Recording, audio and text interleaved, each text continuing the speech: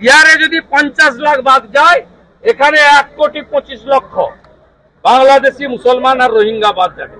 আর সব হিন্দুদেরকে আমি অ্যাসিওর করছি, ভারতীয় হিন্দু মুসলমানকে অ্যাসিওর করছি, আর ধর্মীয় কারণে বাংলাদেশ থেকে আসা হিন্দুদের অ্যাসিওর করছি, একটা কারোরও কোনো অসুবিধা হলে উপরে মোদিজি যদি গ্যারান্টার থাকেন, এই রাজ্যের এলওপিও একটা ছোটখাটো গ্যারান্টার। আজকে নজরুল মঞ্চে দাদা বিএলওদের ট্রেনিং হচ্ছে, নজরুল মঞ্চে আজকে বিএলওদের ট্রেনিং হচ্ছে। আরে আপনি পূর্ব মেদিনীপুরে কি করেছে জানেন?